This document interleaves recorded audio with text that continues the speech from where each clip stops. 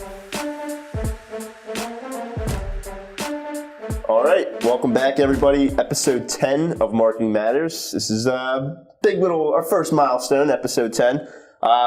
Before we get started, Lance and I spent some time earlier this week kind of reflecting on Marketing Matters now that we are things are starting to roll a little bit.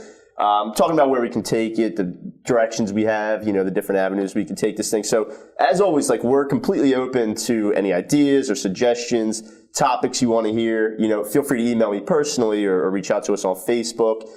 We really want to put this show for you guys. So if there's anything that you want us to cover in particular, or you think there's something we could be doing differently, feel free. We're an open book. That line of communication is completely open. So as things do get rolling, I just wanted to, make that clear again that, feel free to reach out at any time. Yeah, and the biggest thing is, it is for our viewers out there, and it's growing every single week, and people are asking questions, and we're giving out good content. But I think the main thing is this is for you to be able to do some of these things and execute and make sure you're doing them accurately. And I think a lot of people don't, and they're afraid to ask questions, or they think it makes them feel less inferior or not a leader. It's okay to ask questions. You can private message us like some people have, and we won't put the question out there. We'll actually just answer it for you. We want to make sure that people in our space are doing right by their clients, and also our clients are doing the right things. Yeah, absolutely. So that's definitely the direction we want to take Marketing Matters. We just want to ride this train, keep growing it, and keep providing some great content. So I'm joined with my boss, Lance Bachman, of course, as always, co-host of Marketing Matters, but I'm also joined with a good friend and coworker, Gabby Frake. AKA the Gabstura. The Gabstura. She's an awesome graphic designer. She's also got a pretty solid SEO background as well. So she's definitely going to be a great guest to have on here as we explore some of these topics. So we actually have a little bit more than 5 this week to go over, so we'll jump right into it just to kind of keep things moving along. But the first is that there was the CEO of Alphabet came out this week, and he kind of dropped some numbers on where Google Assistant's at and how many devices it's on. It's on over 100 million devices now, and they've partnered with over 70 home automation partners, so like LG, Logitech, Honeywell. And just, I think kind of the numbers really starts to go and show you, all right, this thing's really starting to take off a little bit. It's not where we think it's getting crazy, but it's definitely, it's moving along. And as digital marketers, you got to pay attention to this. And Google's really claiming out their stake by going and making 70 different partnerships with people like Honeywell and the leaders in the industry that you already have in your home. Yeah. So that's what they're saying is no different than they went to Verizon, got on their network, and all these other places with the drawer. They're saying, hey, listen, personal assistant, voice, home, we're going to put it in almost every device you can imagine to put in your house. Yeah. So whether stay connected. Yep, absolutely. Whether it's your phone or the Google Home Service, Gab, do you have one of these, correct? I do. Do you use it? Nope. Okay. All right. So Gabby, actually my dad's. I just ordered an Alexa. We don't use it, but I think if we had it connected to our home, then maybe we would use it. Yeah, like the light bulb feature. Yeah. Okay. We don't really use it for anything but music. But it is going to progress where people are going to have it connected to. Some people already do to their televisions, to their light bulbs, to their refrigerators even, some people. So, their air conditioning, right? So I just don't think a lot of people know about how to go to hook it up and how to actually use it yet for all of its features. Yeah, and it's like if you want to use it for your light bulbs, you got to buy special light bulbs. Yeah. It's a little more involved, but I think you're right. The main majority of the masses, I feel uses it for weather music, the simple stuff. Who won the World Series in 1962? Yeah. Right. I think when we first got it, that was the big thing. We were just asking it ridiculous questions. Yeah, tell me a joke or something like that. Yeah, but it's pretty clear that Google wants people, and Amazon the same thing. They want people to turn to this device for every little thing, to turn to this device to use it for everyday tasks and things like that. So imagine this, right? You live your life, and who doesn't want an assistant? Who doesn't want someone to help with things, right? What's my schedule this morning? Where I got to be? What do I have to do? What am I forgetting? So I got to pick up all these things they can do. What times? The nice part about this is this actually goes right with your G Suite. Yeah. So calendar. My calendar, my emails, all my flight information, everything, I can just ask it and you just bring it right back to me. Yeah. How many appointments do I have today? 3. Where am I going first? Here. Where's second? I can wrap my day with the audio as I'm still moving and doing things instead of sitting at my computer, if this is all set up correctly. And you're going to see it now, I think.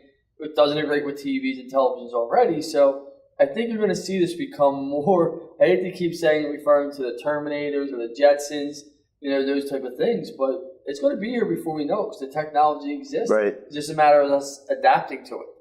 I think my favorite so far has been the Echo Show, the one with the little screen. Yeah. I use that in the store, and it's nice to have it kind of paired together. But then, of course, Apple's releasing one in December, so we'll see. Everyone's kind of jumping on. You can't make money with one option in advertising. Nope. That's a fact. So they're going to give you options. Yep.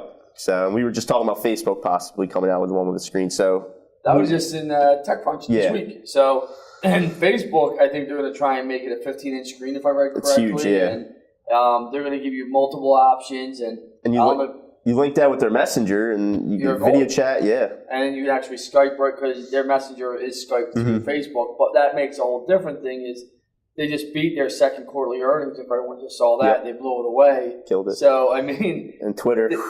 Twitter's tanking. I mean, so keep going. I love when people say, how many Twitter followers do you have? I'm like, Jesus, Lord. Aaron Shiloh, that's for you. How many Twitter followers do you have? But, I mean, a long story short, I mean, I really think you're going to see it gravitate more to this voice search and home search. Absolutely. So kind of keeping things moving along with the future, at least, Google is testing a little bit this week with auto-playing videos right in the search results. I think to a lot of people, this was kind of like a confusing move. It's not really in Google's cards to necessarily always want to test something like this, especially when they're all about user experience and things like that. Did they just stop this on Chrome? Yeah, they're making changes, and that's one of their biggest selling points is like we're making changes to Chrome to stop auto-playing videos because we know they're annoying, we know they're disturbing.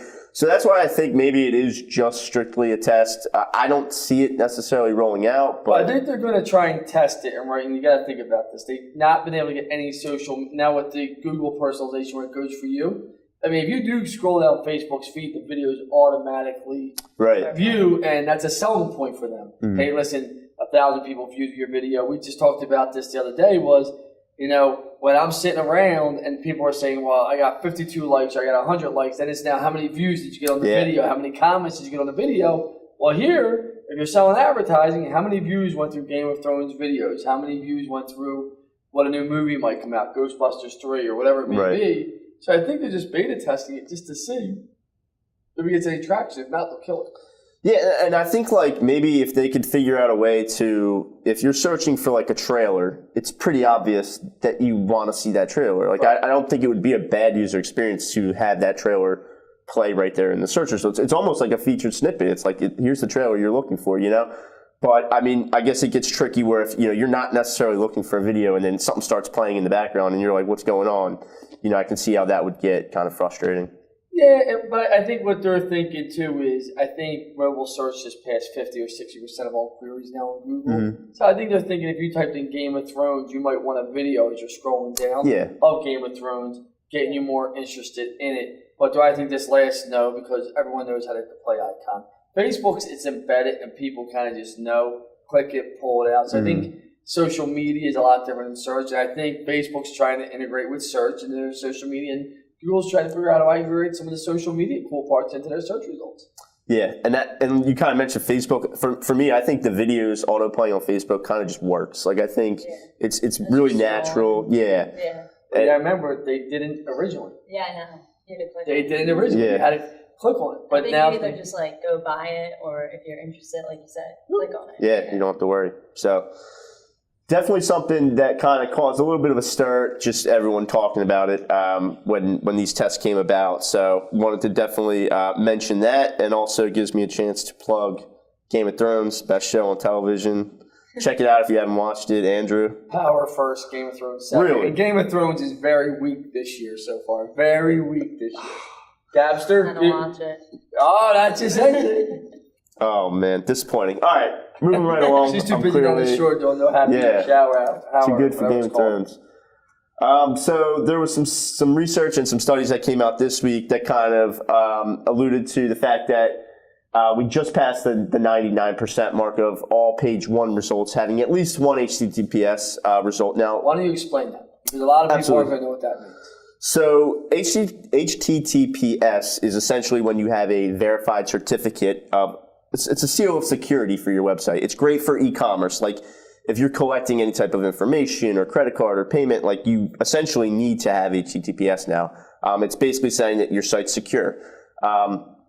Google came out a while back and said that, hey, if you make the switch from HTTP to HTTPS, they'll give you a slight ranking boost. So it's hard to say, like, okay, if people are making the switch because it's great for your site, or are they making the switch because of the ranking boost? No one's really to kind of know, but... well, I can tell you, for our users, it's going to help you with relevancy. That's all you care about. Right. So, I mean, we still see sites with HTTPS getting hacked and getting broken into? Right. Absolutely.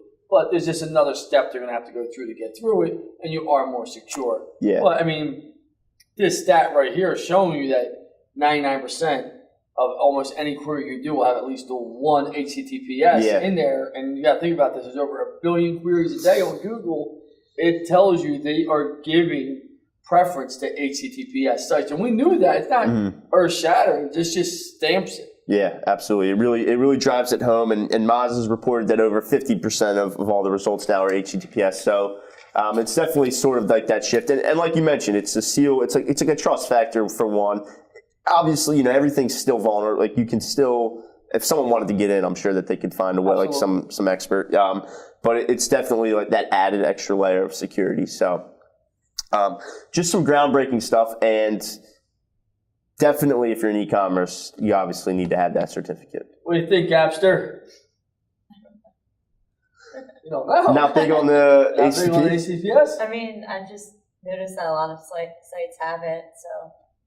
Yeah. Just for our viewers, Gabby is on the graphic design team. Just so you know, she's one of our head graphic designers. She does know a little bit about digital marketing, but probably not to this level. For someone who wouldn't know what to look I do for, know what HTTPS is. right? Okay. But for someone who might not, it's the little you'll probably notice the little green lock that sits next to the URL. That's sort of the dead giveaway. But just wanted to kind of bring it up and touch on that a little bit. Shifting gears slightly to the Search Console. So for anyone who might not know what the Search Console is, it's essentially your lifeline to Google. It's sort of your direct link with Google. If there's a problem with your website, if Google's seeing 404 errors, or you know they're seeing a hack or something like that, they'll let you know through Search Console. That's sort of your way to communicate with them, and their way to communicate different things with you. So Search Console will report on clicks, impressions, how your pages are being indexed, and everything like that. What's funny is I was just sitting here thinking, Anthony, and this isn't a shot at Anthony and Gabster here, but when I started in this business, Webmaster. it was called Google Webmaster Tool. For you that know what Google Webmaster Tool was, Anthony was in high school learning algebra at this time, so were you, Gabby. I mean, Algebra 2. Algebra 2, okay. They count. So it's pretty amazing. Yeah. And the data, I've always argued with people, if you go into the Search Console, a lot of the data is wrong. Not the 404s, not the site URL links, not, something's by the actual, impressions versus click-throughs versus where they say your relevancy is, which could be known as rankings in that area. And they actually break it down to a geography now also, so to a DMA.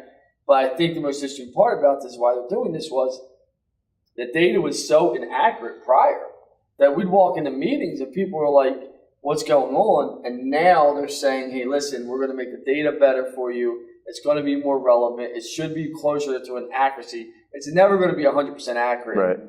You can't throw the baby out the bathwater. We have clients that say, look, this is wrong. Well, no, you got to look at the whole scope of everything, all the reasons why. But it's definitely getting better, and they're definitely kind of make it better for us as digital marketers and you as clients of Google, understanding what's going on with your site. And, you're seeing for a lot of people, the impressions are going up and the clicks are going down. Well, I think it was because now they're better understanding the scraping, and they didn't have that information before. They were kind of guessing, predicting. Yeah. And they seen it was inaccurate. Yeah, absolutely. And you mentioned Webmaster Tools, a little bit of a throwback. Search Console in general has gained a lot more features over the years. And you're right, like they've made some changes to the way that they keep track of things to try to give us the best sort of insight, whether or not it's going to be 100% or not. It's not, but it's going to give you the best sort of picture for now. The reason why we wanted to touch on this is because people have been reaching out, and a lot of people on the internet have been saying like, oh, I'm seeing a huge spike in impressions. My average position is going down. Like, what's going on? and it's not affecting your actual search results. Like your rankings are changing. It's just changing the way they're reporting on things. They're giving you credit for more impressions out there. And you actually see for most people, their traffic's actually going up still. They're just readjusting what's really happening. Yeah. So just wanted to, Google makes a note right in Search Console of the day that happened. I think it was July 14th. So just wanted to let, everyone know not to freak out or anything like that. It's simply an update on their end. And then, so this is a topic that I constantly see online. I actually am kind of in the process of writing an article about this as well. So I wanted to touch on it, but we get this a lot too, and it's the fact that it's really hard to kind of go ahead and shop around for an agency. One of the things I feel like the most challenging feature is if you've been with an agency and it didn't work out, or you got burned, or whatever it might be. You need digital marketing, but you're skeptical to go with something else. So I think a great conversation to have is just what should they be telling you? Can they guarantee rankings? What KPIs are they going to be telling you? I mean, I think the biggest thing is, and this is now my 21st year in digital marketing, 21 years. And it was the same when I sold the phone book, when I started out in the phone book, And the phone book, the nice part about the phone book was pretty easy, right? We'd come to you, we'd say, listen, you have a full page ad, a double truck ad, quarter page ad, half page ad. This is where if everything stays the same, you'll fall in next year. We're going to deliver this to 50,000 people. Based on historic data, you should get X amount of calls or this many people coming to you. And you could track it. One right. phone number and an ad. You knew if it worked, it didn't work, right?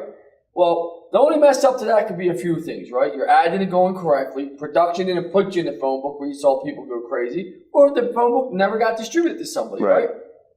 So, but now it's changed so much. There's so many variables to, should I be doing social media? Should I be doing SEO, email marketing, pay-per-click, Google shopping, retargeting, ad roll, Google network, all these different things, right? And people are should I be doing in-app advertising, right? Or, people are drinking from a fire hydrant of knowledge. Right. And I always say this to people when you're picking an agency, and even when it goes through the vetting process with us, when the phone rings and someone calls up rude or ignorant and they're like, just tell me how much it costs for packages. And they start being, well, you're probably not the client for our agency, right? Because it works both ways. You have to actually understand your client. They have to understand you. You got to make sure you know their goals and how you represent a few $1 million business or a few $100,000 business and a Fortune 500 company are all different goals and achievements. Right. And you got to walk through that. So when you're walking through an agency and you're interviewing that process, and I say this to people, I met a guy at the gym the other day and he's like, I love this guy. I'm not going to say his name. And he's a buddy of mine that I met at the gym to work out with. He's like, I love this guy. I don't even listen to music anymore. I pump this. This guy pumps me up. He curses every other word. He's in your space, slants this and that. You guys can probably figure out what it is, right? I said, well, go read his reviews online. And he said, what? I said, just Google his reviews. He has no good reviews. His employees bash him. His customers bash him. That's great that you're a great communicator and you can talk well. The substance and the proof. Where is it? What have you done? Show me. Show me people similar to me, or maybe not even just similar to me, somewhere in the same genre, same area. Show me what you've done for them. Show me their traffic. Show me their phone calls. Show me their revenue increase. Doesn't have to be in my particular vertical, right? Because you might not feel safe discussing that. But show me the history of where you made other people successful. Yeah, absolutely. That's what counts. And you mentioned how everything's so integrative and how you need to have sort of all the approach, gone are the days of where you could have your neighbor who just does SEO kind of sets you up with some backlinks, because there's not going to be one person out there that can handle, full time for your paid and for your SEO and get you quality backlinks, handle your social media, take care of your email marketing. It's just, there's too much going on now. And you need it all, really, to kind of have an effective campaign. So I feel like you definitely have to take that into effect. And you mentioned sort of the dog fooding thing, I feel like, where, you see review companies out there that help you get reviews and they offer review management platforms, but then you go and look and they've got no reviews. Correct. So it's well, how can that be? Or a company that specializes in SEO, but they've got no backlinks or they don't rank for anything. So it's definitely take into account, okay, you're going to be trusting this company, so they offer social media, take a look at their social media, see how that is. But people don't take the time. it's funny. A woman called me up yesterday. She was referred to her husband, who's going through the process with us. Really nice woman. And she was very, very aggressive, right? And she's like, she owns a methadone clinic in, I'm not going to say what area because I don't want people to know it's her. And she's like, I own a methadone clinic. What can you do for me? I'm like, well, I got to get to know your business, what your revenue is, what your other marketing things you're doing, how many people you have currently you're actually serving the methadone to a week, how many could you handle without changing a thing, all the things you need to put a digital marketing campaign together. And she was like, well, I'm paying $250 a month now, and I don't want to be much higher. And I started laughing. I said, the best guy making it out, because she says, I want a deal. I said, the best person getting a deal is the person you're giving $250 to a month because you're getting nothing from it. Yeah. And he's at least getting $250. And she's like, oh, shoot. Like, you get what you pay for, And she's like, I explained to her, like, it done digital marketing done correctly should bring you back an ROI. And you should be making money off it. But if you think you're going to go compete in this day and age with an unrealistic budget in any category that's competitive, you're crazy. Yeah. And just because it's your business, and that's great, it's your business, but there's other people that want your business and they're willing to pay for that business. They understand they're going to get that business done correctly. So go through that vetting process of an agency. And if it sounds, and it's funny because I said to her, I know you and your husband, you spend more money at Capitol Grill for dinner. And she just laughed. She's like, no, I'm a Del Frisco's person. Okay. Like, but you have $1 million company and you're spending $250 and you wonder why it's not working. So you got to keep things relative when you're going through that process.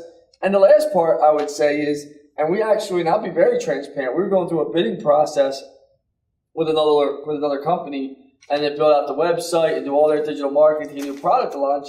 And they felt that we were better technically and that we were probably the better person to launch their product. But two of the females on their team meshed better with people on the other team that we're going against. And I said to the person, I'm not going to say his name, I said, then you got to go with them.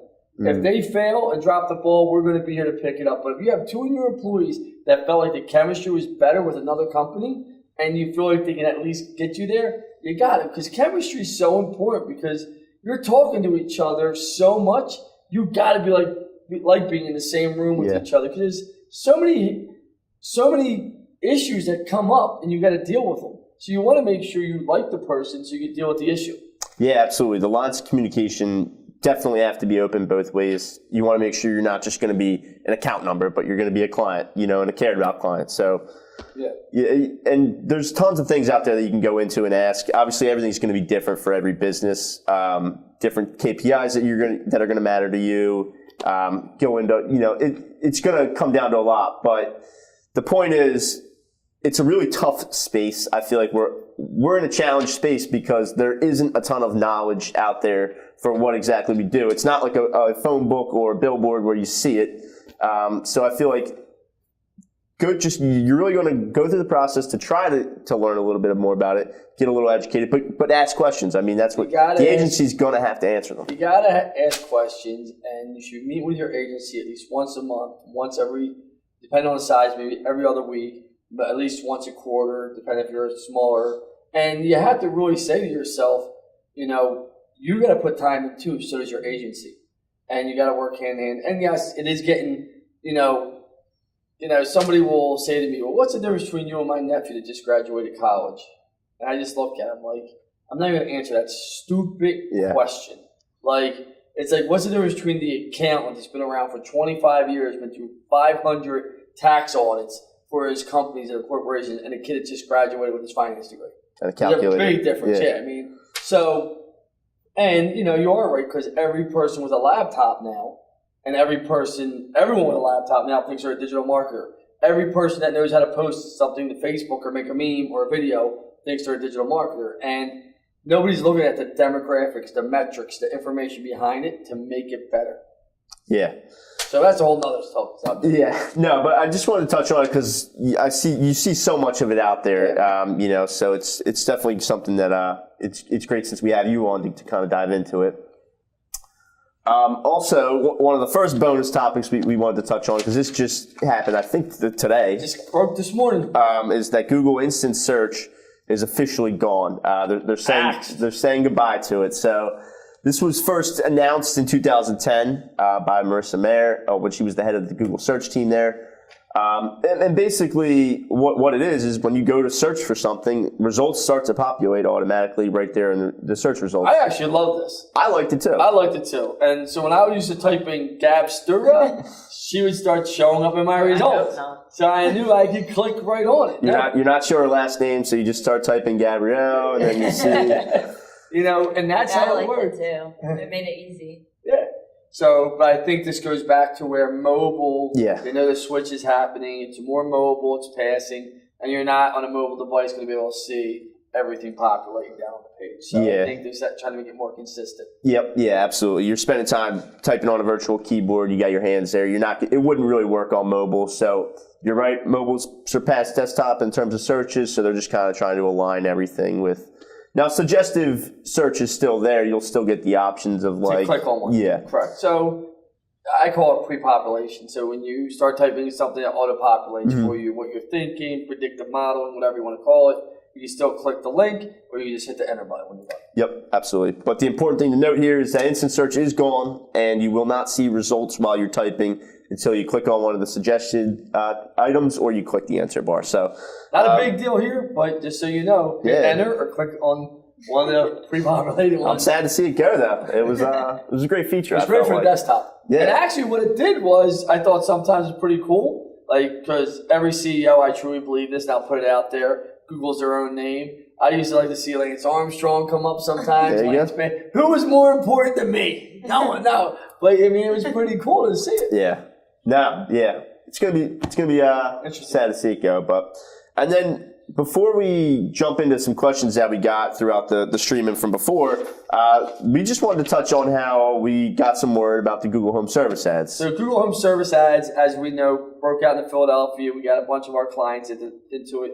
For our clients out in Chicago, they just announced the other day it is coming, it is opening. Yep. Now, this is actually pretty significant, though, because they were in beta testing in San Fran and LA for almost 2 full years. Yeah.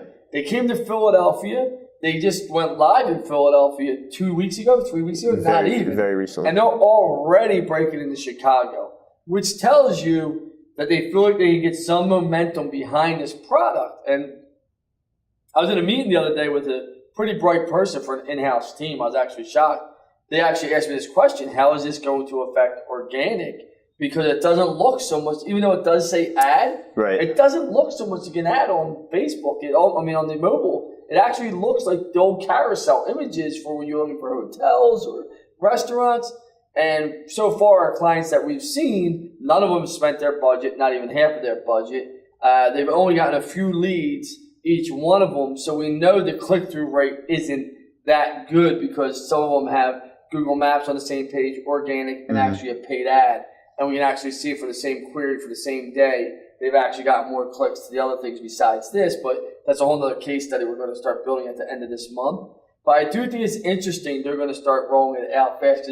Look for it to be in a few other cities this year, and that's going to tell you if they're really going to put a big push behind it, Anthony. Yeah, you can see that they're really flipping the switch. Like you mentioned, it kind of just came to Philly, just got rolled out in Philly, and now they're already ready to move on to Chicago. So I definitely foresee them hitting some more major metropolitan areas in the next few weeks or months. So it was only a 2-man team or a 3-man team handling all this at Google. Now I think it's a 7-man team with Brandon leading it, and I think it's going to go to a 12-man team, he said, by next 60 days, which that tells me they're getting ready to scale. Yeah, absolutely. So we'll see. So a couple questions that came in. Fran asked if it was difficult to make the switch from HTTP to HTTPS. And I mean, as far as, you're obviously going to have to buy your certificate, activate it, and install it. And then basically, I think the hardest part is just letting everything know that you made the switch. Correct, and just structure it the correct way. But it's not hard. I mean, depending on a smaller site, hour and a half, 2 hours. Bigger site, changing around. But it's not hard. It's not difficult at all. A basic developer could do this for you. Awesome. So hopefully that answers that. And then Rachel also wanted to know kind of our thoughts on the autoplaying videos, which we touched on. Do we think there's any room for those within the advertising world? There are already some autoplaying ads out there on sites. You go to weather.com, you get hit with one. And like we mentioned, Chrome's making some changes to try to stop that. But do you think that there's room for autoplaying ads in advertising space? And then kind of your thoughts definitely on? think there's room for auto-playing ads for the advertising space because the new Superman's rolling out. They want someone to Google Superman trailer, preview. They want it to show automatically, cost per view, things like that. There's definitely money in it. It's just a matter of are people that are Googlers, right? Because that's what they are. People that use Google tremendously. Are they prepared to have that autoplay? And do they make the volume and sound part of the autoplay, or do you got to click it? Because now, if you make the sound part of the autoplay, I don't believe that people are going to adapt to it. Yeah, that's an age-old question too. It's been back and forth on a lot of platforms. Like, well, do you build the sound into it? Do you know? So I just, you're at work, you're playing on your phone. You shouldn't be playing on your phone. Boom! All of a sudden, you have sound at your desk. I can tell you this: the millennials and the generation after them aren't going to go for it because they like to sneak and peek. I call it. They don't want to get caught. And I got a T-shirt getting made up. I'm not a millennial. we got to get our Marketing Matters T-shirts made. No doubt. We'll get some jerseys. Take one more question, then we're going to end it. Yeah, this one came in on the live stream. Just pull it up here. The question was, what alerts should I set up in Search Console? There's not really necessarily alerts that you can set up, but there's certain things that you want to check regularly and make sure that you're looking at. Yeah, you physically can't go in and set up an alert in Search Console. But the things you want to check for 404 errors, site speed, make sure your HTTPS is your geolocation, make sure. I tell people, look at your backlinks all the time in your Search Console. It's amazing to me how many people don't check out their backlinks. Yeah, all the tools in the world can show you backlinks, but these are what backlinks Google's seeing. So, and not all of them, but they're giving you some. They're giving you a good idea of what they. So if you got some bad stuff in there, Google's saying, "Hey, we are finding these bad," and then drops and spikes in impressions, clicks are pretty common. That's important. Yeah. But yeah, just regularly kind of check it for your site. You should be in your Search Console at least once a week. Yeah. At least once a week. Absolutely. So, Gab, we won't keep you for too much longer. As always, if anyone has any questions or feedback, comments, feel free to reach out. We'll be back next week. I say we let Gab Stura, have the ending last comment. Give them the best thing, wrap it up to bring it home. What should they know if they want to be a digital marketer? What should they do first? Just be great. Just be great. Yeah. Be great. Simple. I like it. Okay, simple and easy, to the point. We'll see you next week, guys, for episode 11. Thanks for tuning in. Thank you.